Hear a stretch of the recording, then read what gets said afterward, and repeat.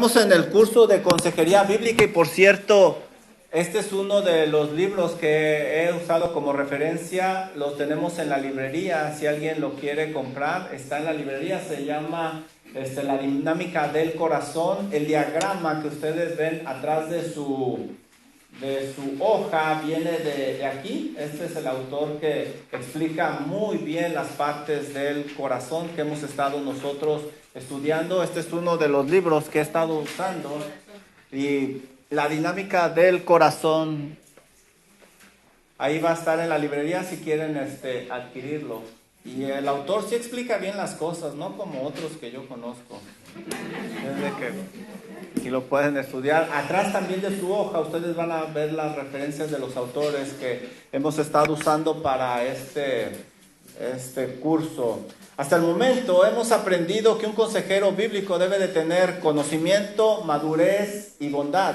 También debe de buscar un cambio de corazón en el aconsejado. No nos conformamos con un cambio externo. Queremos un cambio de corazón para que esa vida le dé gloria a Dios. Ya aprendimos a recolectar información acerca de preguntas. También ya aprendimos a evaluar esa información por medio de doctrinas bíblicas. Y ahora estamos buscando comprender el corazón de las personas para entender por qué hacen lo que hacen. Nosotros estudiamos que el corazón está dividido en tres partes, que básicamente es conocimiento,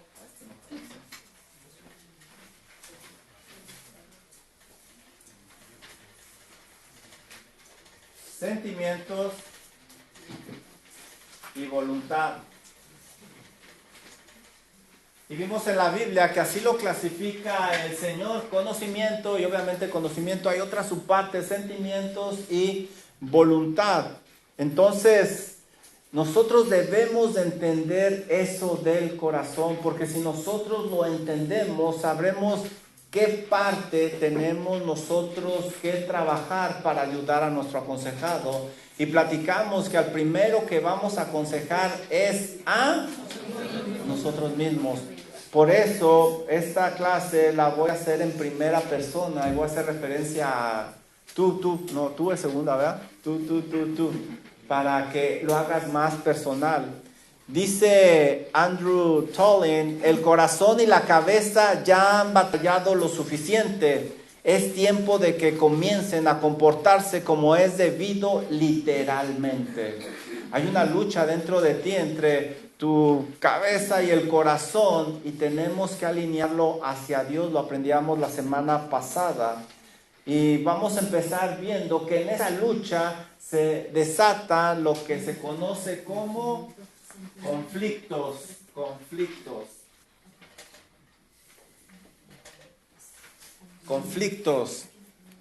¿No te gustaría saber, hermano, cosas como por qué experimentas momentos de irritación extrema hacia alguien que normalmente amas? ¿Por qué? ¿Por qué hay personas que simplemente te sacan de tus casillas más que otros? ¿Por qué? Porque hay ciertas cosas que te vuelven loco a diario. Ciertos botones que si te los presionan, te sales de control. ¿Por qué? Porque te es más fácil la guerra que buscar la paz, aunque eres un creyente. Recuerden, estamos en el contexto de ser creyentes. ¿Por qué? Pues la realidad es que la vida está llena de conflictos y estos conflictos no van a terminar. El conflicto es uno de los principales efectos de la caída, es lo que ocasiona el pecado. Mira, ve conmigo por favor a Génesis 3, 15 y 16 y vamos a ver esto de los conflictos. Ajá. Ay, perdón, se me olvidó empezar Gracias, Lili. Se me olvidó. Hoy me gusta más que el mío, se lo cambio. Está más grandote. Y luego tiene unos ojotes atrás, miren. Gracias, hermano. Gracias, Lili. El conflicto es uno de los principales efectos de la caída. Miren lo que encontramos aquí. Después de haber pecado Adán y Eva, miren los resultados. Dice el Señor, y pondré enemistad entre ti y la mujer. Ahí tenemos un conflicto. Y entre tu simiente y la simiente suya, ahí tenemos otro conflicto. Esta te herirá en la cabeza y tú le herirás en el... Sigue hablando de conflicto y esto se conoce como el protoevangelio. Es la primera mención del evangelio. Y se fijan, desde ahí viene el conflicto. Versículo 16, ahí no termina. A la mujer dijo, multiplicaré en gran manera los dolores de tus preñeces, con dolor darás a luz los hijos. Y miren lo que dice enseguida, y tu deseo será para tu marido. ¿Y eso qué es? Un conflicto. Y él se enseñoreará de ti. ¿Qué es esto? Otro conflicto. La mujer va a querer la posición del marido, el marido no va a querer su posición y se va a generar conflictos. Desde ahí viene, el conflicto es una ventana que se abre para mostrarnos lo que realmente hay en el corazón. Y la vida está llena de conflictos y los conflictos no van a terminar. Por eso necesitamos saber cómo trabajar con los conflictos. Cómo ayudar a mi aconsejado cuando recibo toda esa información, cuando tengo las doctrinas bíblicas, necesito ver dónde exactamente buscar, en su conocimiento o en sus sentimientos o en su voluntad para acercarnos más a la raíz del problema. Pero a veces tendemos a buscar en el lugar equivocado. Nosotros tenemos que ver cuál es la raíz de esos conflictos. ¿Dónde puedo buscar yo lo que los está ocasionando? Cuando alguien se enoja y sale de control, usualmente culpa a alguien más. Y usa frases como, es que ella me hizo enojar, no la conoces. O es que este tráfico me vuelve loco. Si no hubiera tráfico, yo sería tan feliz. Es que este niño tiene la habilidad de sacarme de control. No sé cómo lo hace. O no soporto a esa persona. Es muy irritante. Y si se fijan, cuando actuamos así, estamos buscando la raíz del conflicto afuera, no adentro. Pero Santiago nos corrige y nos dice, no, Juan, no empieces a ver enfrente, tienes que buscar adentro si es que quieres trabajar en ese conflicto. Vayan conmigo por favor a Santiago 4.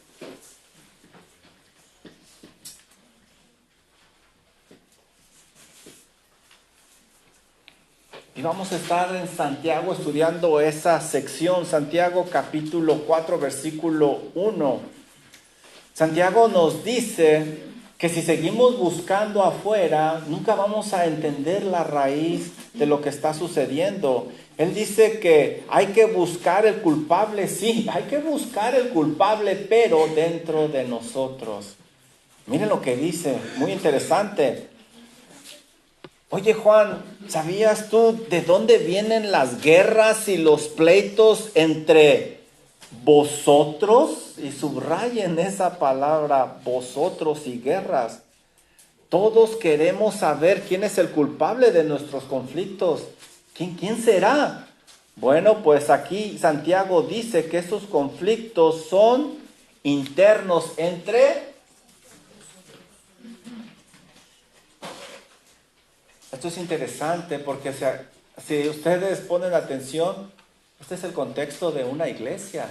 Le está escribiendo a una iglesia y en esa iglesia hay personas y esas personas están en conflicto. Cuando no debería de haber conflicto entre los hermanos, pero Santiago les dice, ¿sabes de dónde vienen esas guerras y esos pleitos entre vosotros, entre tus hermanos?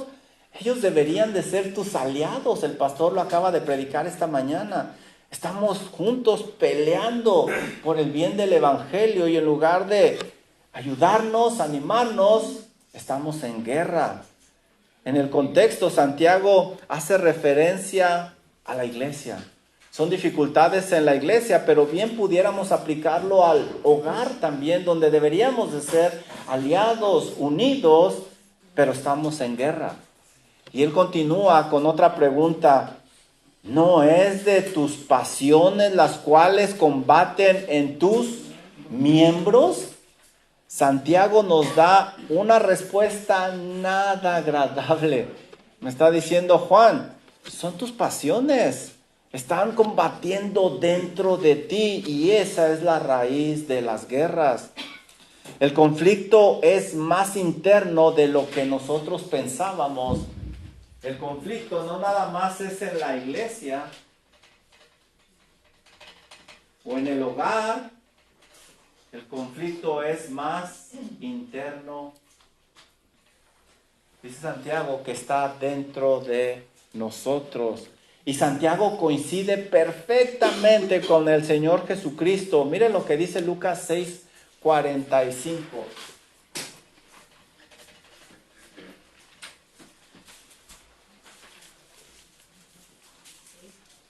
Lucas 6:45.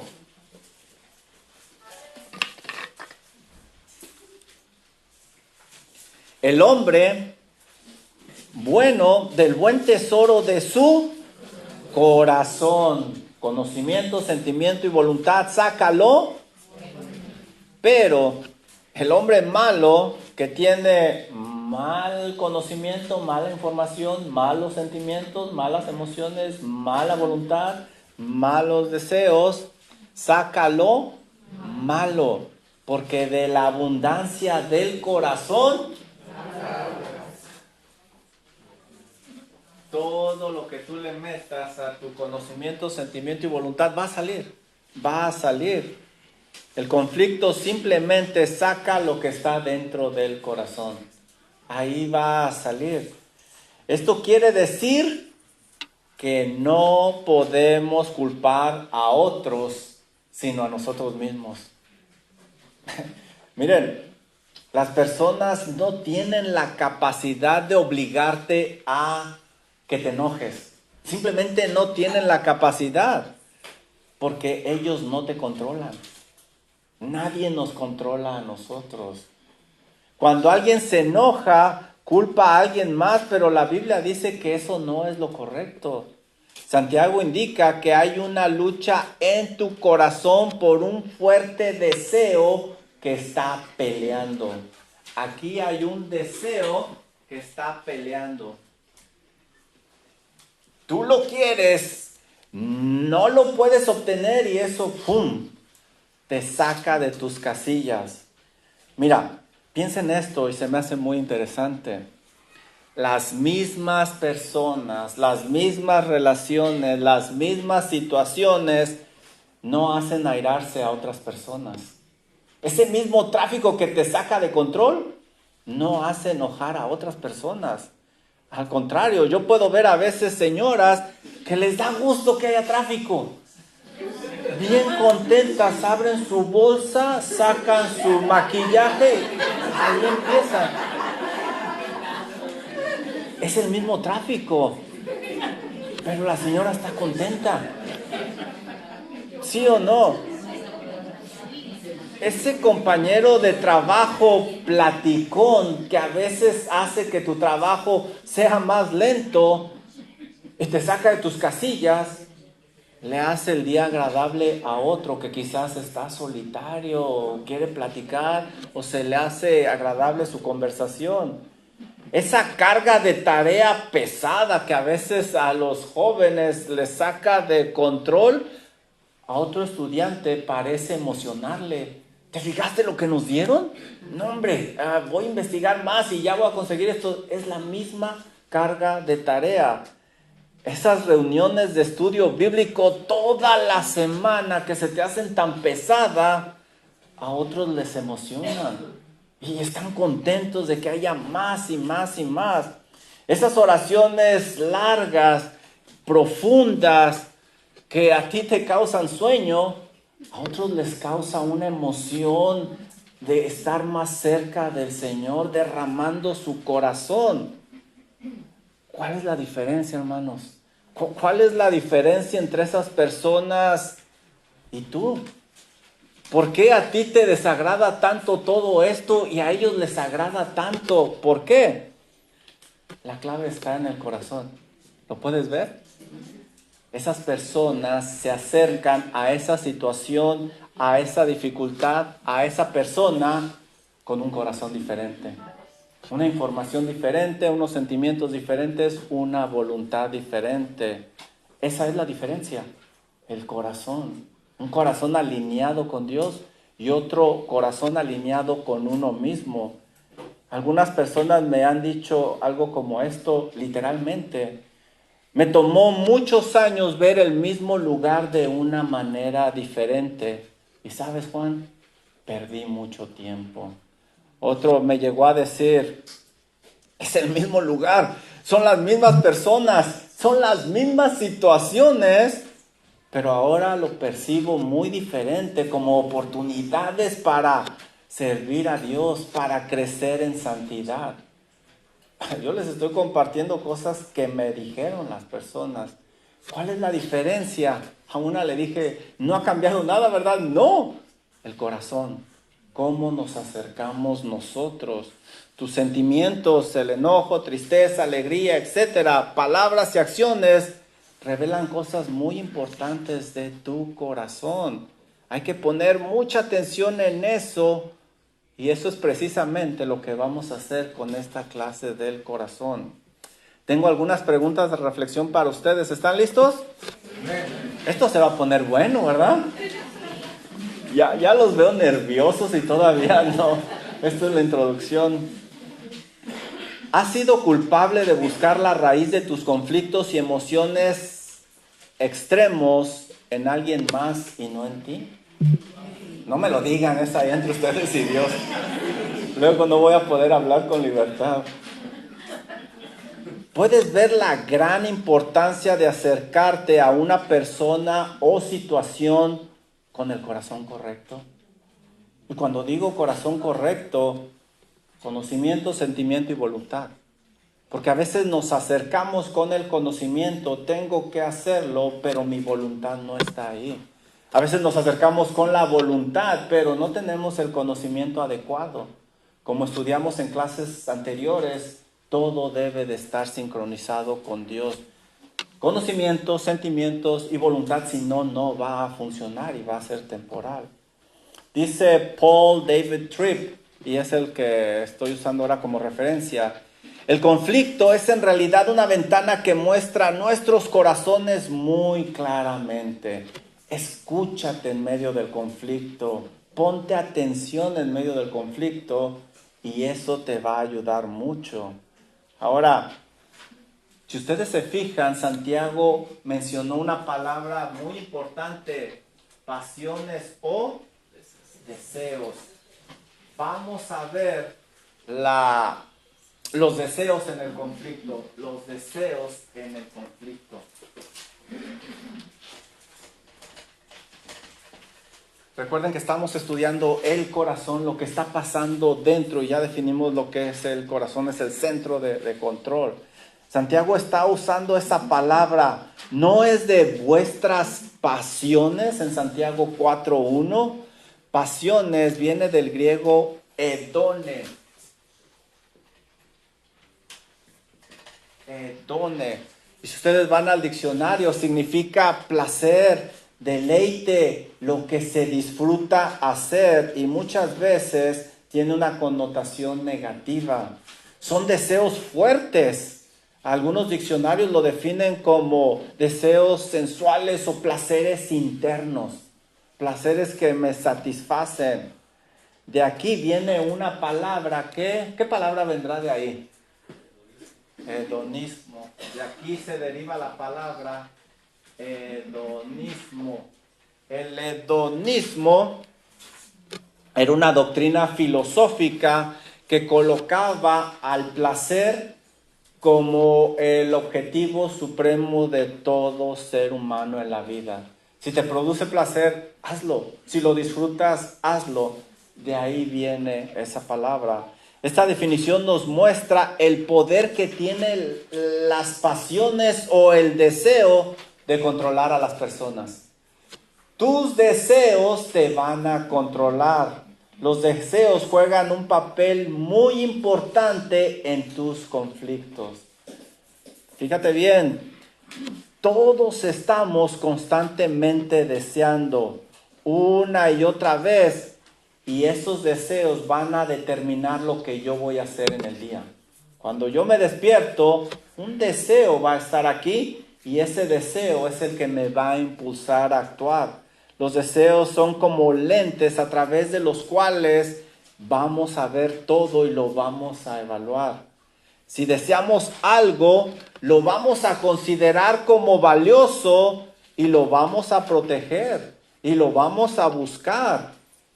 Y si algo no es valioso, no nos va a motivar, no nos va a impulsar.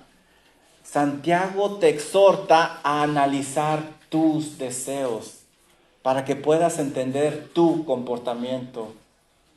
Si tú ves tus deseos, vas a entender muchas cosas.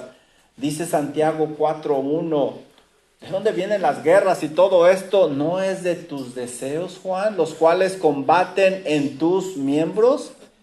El deseo es la base de todo, de todo. Entonces, te preguntarás tú, ¿es malo desear? ¿Tú qué crees? ¿Sí o no? La realidad es que no. No es malo desear. Dios nos hizo con deseos y eso nos hace semejantes a Dios. Nosotros no somos como los animalitos, no actuamos por instintos. Nosotros razonamos, sentimos, deseamos. Dios nos dio los deseos, no son malos. Tú vas a dejar de desear cuando mueras. Toda la vida vas a estar deseando. Los deseos profundos tienen un propósito en la vida, por eso Dios te los dio. Miren, vamos a Juan 8:44.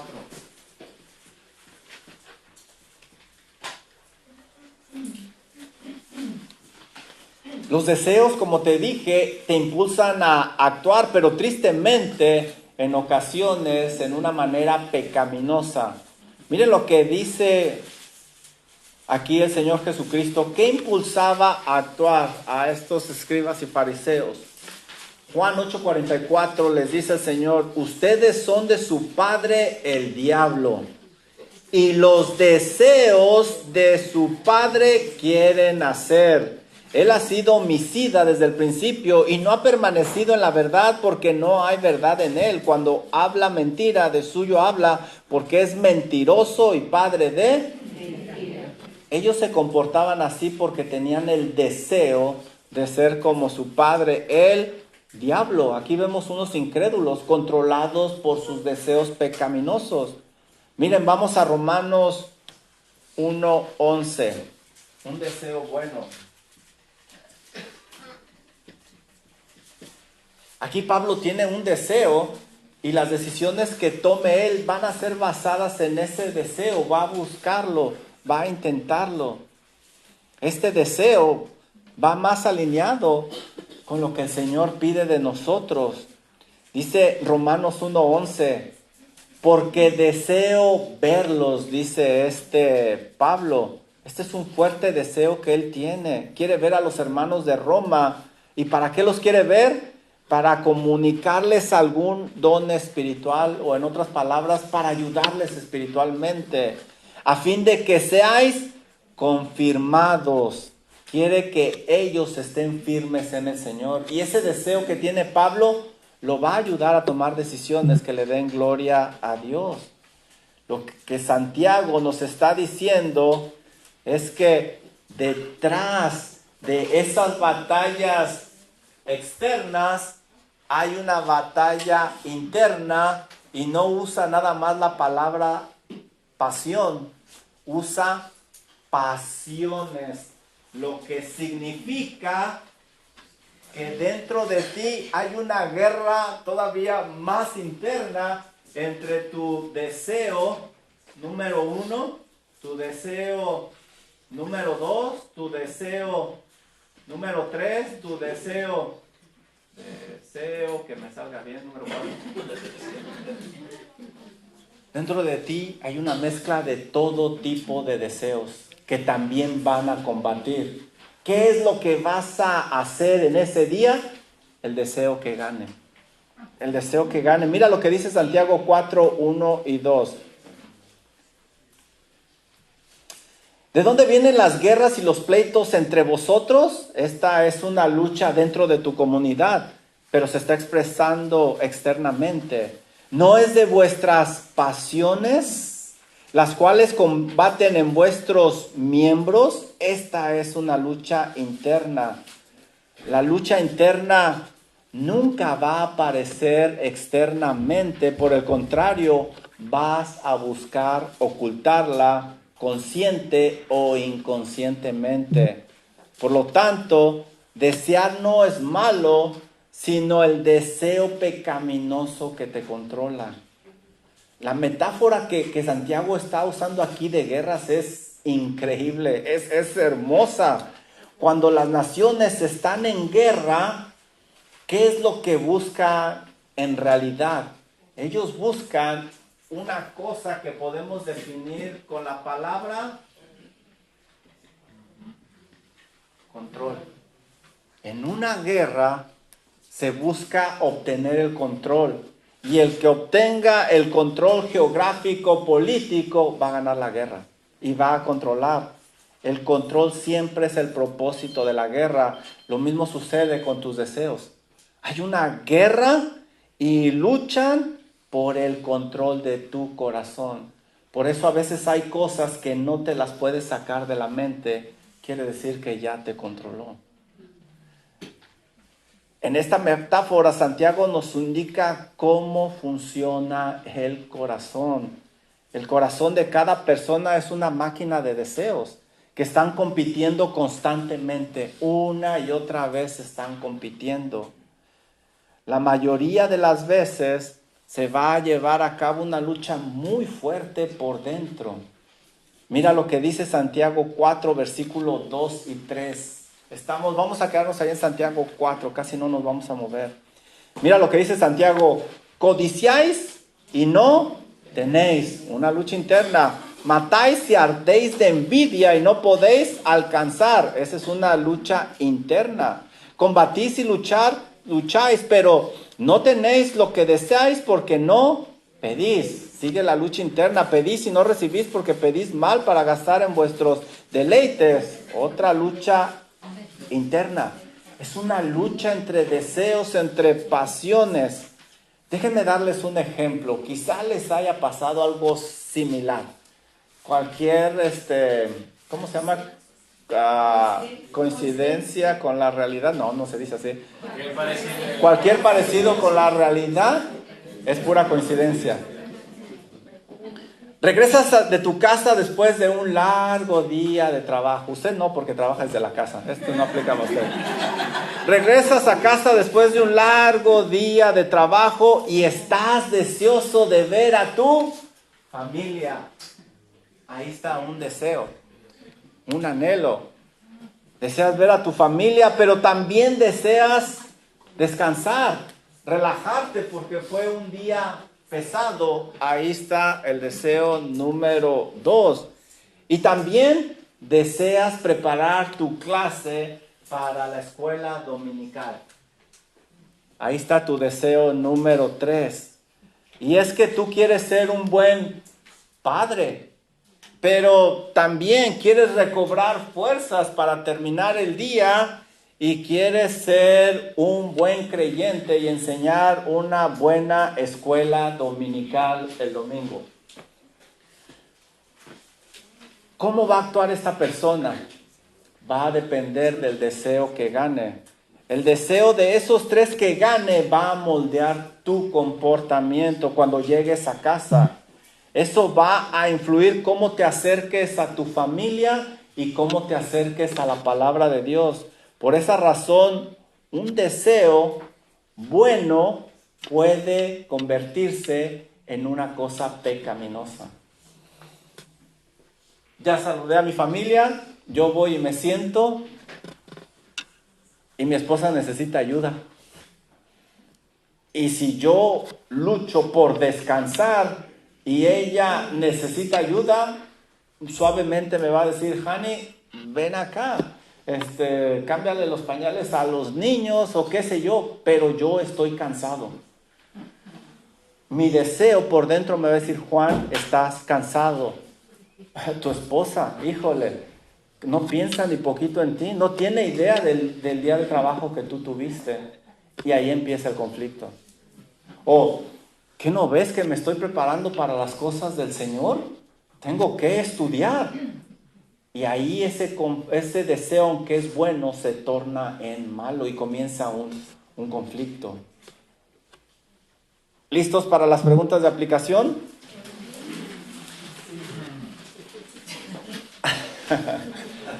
¿Has identificado una pasión o deseo que gobierna tu vida? ¿Alguna pasión o deseo que te controla? Recuerda, tenemos muchos, pero hay uno que nos gobierna. Uno que es el que nos va a mover, a controlar, y basado en ese deseo es las decisiones que vamos a tomar en la vida. Siguiente pregunta, ¿están listos? No, hombre, 2 personas. Tanto esforzarme para que nada más 2 personas pongan atención. Híjole, deseo que me pongan atención. ¿Puedes identificar en tu último conflicto la guerra que existió dentro de ti entre tus diversos deseos? ¿Cuál deseo ganó y por qué? Piénsalo, en tu último conflicto tuvo que haber habido un deseo. Pues les tengo noticias. ¿Están listos? 3 hermanos están listos. Bueno. Existe una lucha todavía más interna según Santiago. Una batalla más profunda. Y esto es muy interesante. Santiago en este texto indica una tercera batalla. Esta batalla es entre tu deseo por algo de la creación y tu deseo por Dios. Mira lo que dice Santiago 4:4.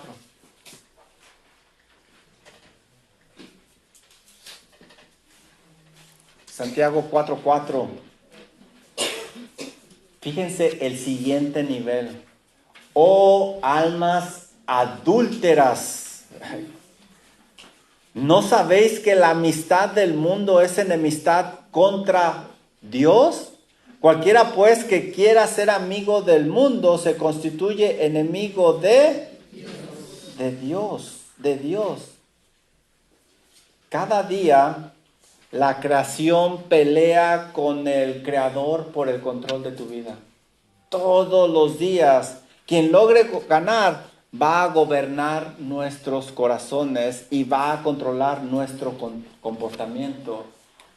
Entonces tenemos una lucha más profunda entre la creación, el deseo de la creación, contra el deseo del Creador. Y esa lucha obviamente debe de existir en todo creyente.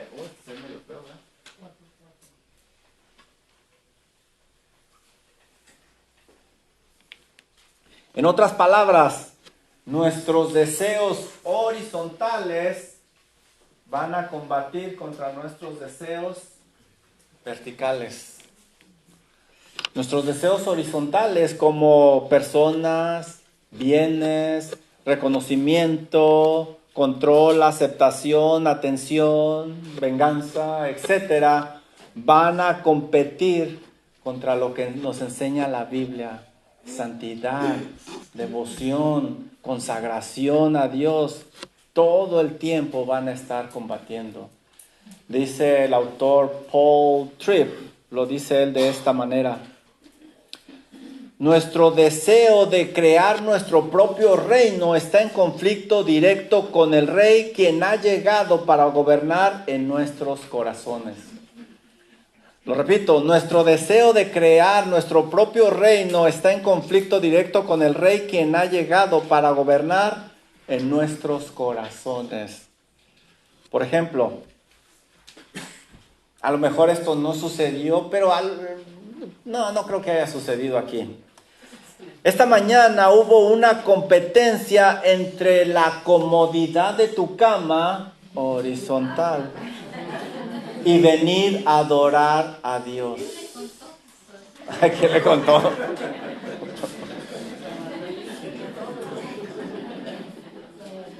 Yo no quería venir esta mañana y me dice mi esposa, párate, eres el pastor. Ay, sí, es cierto. Y que me vengo. Miren lo que dice Gálatas 5:17.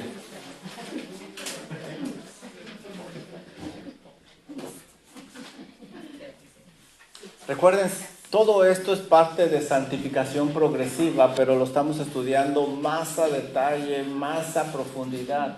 Gálatas 5:17. Y aquí lo describe Pablo de esta manera. Porque el deseo de la carne es contra el espíritu y el del espíritu es contra la carne. Aquí hay la lucha que describe Santiago. La lucha horizontal y vertical entre los deseos. La creación contra el creador. Y estos se oponen entre sí para que no hagáis lo que quisierais. Tú sabes que lo debes de hacer. Tú conoces lo que dice la palabra del Señor, pero la carne se va a oponer. Tus deseos. Debes de estar consciente cada día de esta lucha que se está librando en tu corazón. Tristemente no ponemos atención, por eso muchas veces nuestros deseos pecaminosos ganan y cedemos fácilmente. Y tendemos hasta a defenderlos. Pero cuando uno está consciente, no, este deseo me está jalando fuera de la voluntad de Dios, trabajamos en él. Esto no agrada a Dios. Si tú estás consciente de esta lucha, te va a ayudar a mantener la santidad, la consagración a tu Dios y a tu Salvador. Por esa razón, necesitamos una solución para este conflicto y es lo siguiente que nos va a decir Santiago. Pero antes de ir al último punto, tengo algunas preguntas de reflexión. ¿Están listos? Ahí vamos, ahí vamos. ¿Qué luchas entre la creación, tus deseos horizontales, y el creador, tus deseos verticales, estás viviendo? ¿Qué luchas? Piénsalo, son para ti. ¿Qué crees que se debe hacer para que gane el creador sobre la creación y vivir para su gloria? Algo tienes que hacer. Hay veces que uno desea algo y yo me tengo que repetir, eso no es para ti. Punto. Se acabó. Imagínense que me llegue una oferta de trabajo en una compañía grande, importante, con acciones en la bolsa y me digan, vente y aquí está tu salario. ¿Qué debo de hacer? Eso no es para ti. Punto, se acabó. No tengo ni por qué pelear. ¿O sí? No, porque sabemos claramente, bueno, al menos yo sé claramente cuál es mi llamado, cuál es mi propósito, qué es lo que Dios espera de mí. Quizá eso es para alguien más y el Señor lo va a poner ahí para que dé una buena ofrenda y podamos ampliar el edificio. A lo mejor, yo no sé, hay personas aquí que han dado ofrendas increíbles. Por cierto, son anónimas, no me dicen quién es, hombre, para hacerme su amigo.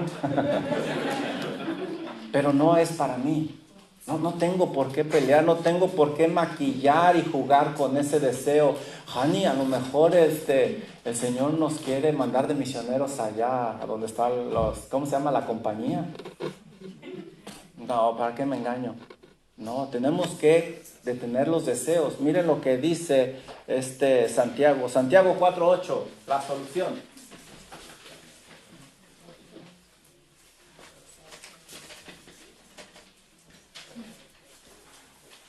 Porque esa es mi solución. Porque lo que quiero yo es vivir para la gloria de Dios. Ese debe de ser mi anhelo, mi deseo principal. Eso me debe de mover.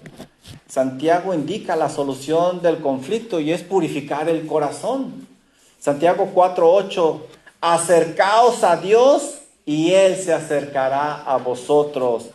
Hay que poner más armamento en lo espiritual mediante una relación íntima con Dios. ¿Y cómo se da? Lo explicó el pastor esta mañana, orando, aprendiendo la Biblia profundamente, estando entre los hermanos, qué sé yo. Acercaos a Dios y Él se acercará de vosotros. Pecadores, ¿hay pecadores? Casi no hay pecadores aquí, gloria a Dios. Limpiad las manos. Dejar de pelear con esos deseos y decir, eso no es para ti. Constantemente hay que reconocer ante Dios y confesar nuestros pecados. Y vosotros, los de doble ánimo, los que ahora sí, mañana no, hoy sirvo al Señor con todo el corazón, pero mañana pues ni siquiera me quiero parar. Purificad vuestros corazones. Nuevamente esa palabra corazón, es decir, la forma en la que piensas, la forma en la que sientes y tu voluntad, límpiala, purifícala. La limpieza de manos es externa, pero Santiago también nos llama a una limpieza interna. No nada más externamente, sino también internamente. Tú eres responsable de buscar adorar al Creador y debes de controlar tu corazón. Tienes la capacidad de que tú gobiernes tu corazón. Se le debe de dar el control a Dios. Él debe de ser el que reine en nuestras vidas. Hay que darle el control a Él. Recuerden lo que les dije, lo que dice Paul Tripp. Nuestro deseo de crear nuestro propio reino está en conflicto con aquel que llegó a nuestro corazón como rey para establecer el reino. Miren lo que dice Gálatas Romanos. Gálatas 5:16. Gálatas 5:16.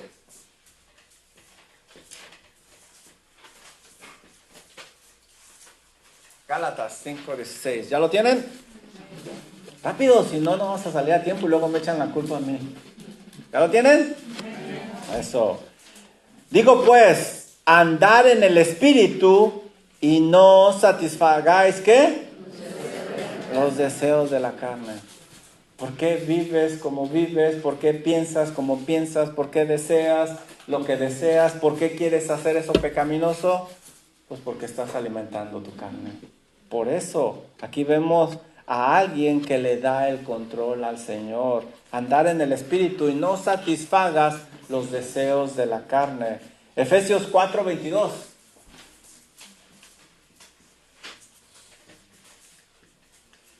Efesios 4:22.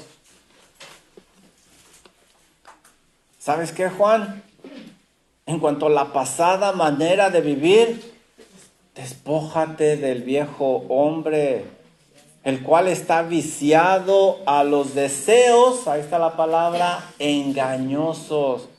Aquí vemos a alguien que le da el control al Señor y dice, eso que yo hacía antes no es para mí. Y luego si lo hago, hasta me voy a sentir mal, va a haber remordimiento. No, eso no es para mí y ni siquiera lo pongo en mi mente. No tengo por qué luchar. Ya tomé la decisión. Hay que darle el control conscientemente de nuestros deseos al Señor. Te lo entrego, Señor. Y debemos de hacernos preguntas simples como estas. ¿Esto que deseo glorifica a Dios con mi comportamiento?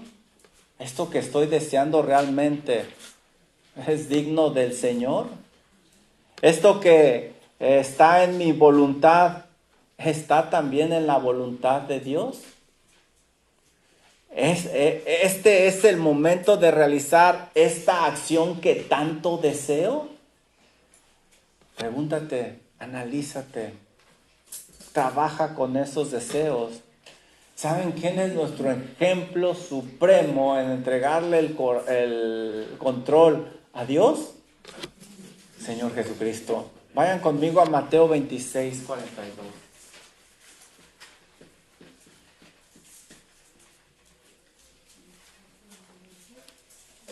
en el Getsemaní, el Señor Jesucristo le pidió al Padre que quitara la copa de la ira que iba a ser derramada sobre él. Había una lucha entre los deseos del Señor Jesucristo en su humanidad. Recuerden, el Señor fue Dios y hombre, pero nos da un poderoso ejemplo de entregarle el deseo a Dios. Mateo 26:42, ¿lo tienen? Amén. Otra vez el Señor oró varias veces y oró por segunda vez diciendo: Padre mío, si no puede pasar de mí esta copa sin que yo la beba, pero hágase su voluntad. ¿Se fijan? El deseo del Señor con el deseo de su Padre Celestial. Este es un ejemplo hermoso, poderoso, donde el Señor cede ese fuerte deseo a su Padre. Por eso Él dice: hágase tu voluntad. ¿Y qué hizo enseguida? Darle gloria a su Padre. Miren el versículo 46. Después de orar, Mateo 26:46, va con sus discípulos y les dice: levantaos, vamos, ved, se acerca el que me entrega. Se dio su deseo a la voluntad del Padre. Ahora, la historia no termina aquí. Aquí no termina la historia. ¿Qué pasa cuando nosotros le cedemos esos deseos carnales y buscamos hacer la voluntad de Dios? Filipenses 2 del 8 al 10.